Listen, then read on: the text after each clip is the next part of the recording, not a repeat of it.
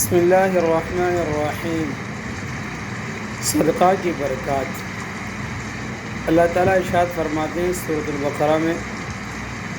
یمحق اللہ الربا ویربی الصدقات، آیت نمبر 276 میں، یمحق اللہ الربا ویربی الصدقات۔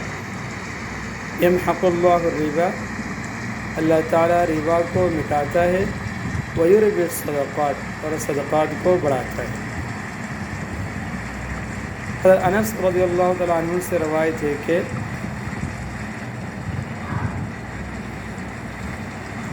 عن انس بن مالک رضی اللہ تعالیٰ عنہ قال قال رسول اللہ صلی اللہ علیہ وسلم، انس رضی اللہ تعالیٰ عنہ سے روایت ہے کہ رسول اللہ صلی اللہ علیہ وسلم نے ارشاد فرمایا،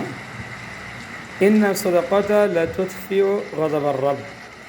ان الصدقۃ لتطفئ غضب الرب، صدقہ اللہ تعالیٰ کے غضب کو ٹھنڈا کرتا ہے، وتدفع عن میتۃ السوء، وتدفع عن میتۃ السوء، اور بری موت کو دفع کرتا ہے۔ عن انس بن مالک رضی اللہ تعالی عنہ قال قال رسول اللہ صلی اللہ علیہ وسلم، ان الصدقۃ لتطفئ غضب الرب وتدفع عن میتۃ السوء۔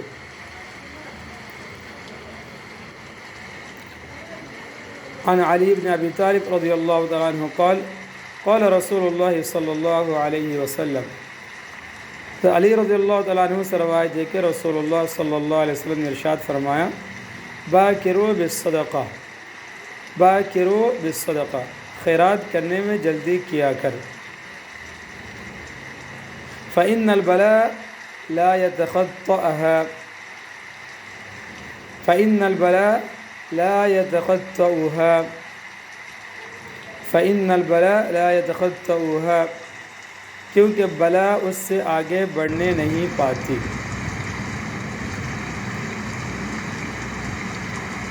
عن علی بن ابی طالب رضی اللہ تعالیٰ عنہ قال قال رسول اللہ صلی اللہ علیہ وسلم، باکروا بالصدقہ فإن البلاء لا يتخطئها۔ عن ابی ہریرہ رضی اللہ تعالیٰ عنہ ان رسول اللہ صلی اللہ علیہ وسلم قال، حضرت ابو ہریرہ رضی اللہ تعالیٰ عنہ سے روایت ہے کہ رسول اللہ صلی اللہ علیہ وسلم نے ارشاد فرمایا، ما نقصت صدقۃ من مال، صدقہ سے مال میں کمی نہیں آتی بلکہ اضافہ ہوتا ہے، وما زاد اللہ رجلا بعفو الا عزا، وما زاد اللہ رجلا بعفو الا عزا، اور قصور معاف کر دینے سے آدمی نیچا نہیں ہوتا بلکہ اللہ تعالیٰ اس کو سربلند کر دیتا ہے اور اس کی عزت میں اضافہ ہو جاتا ہے۔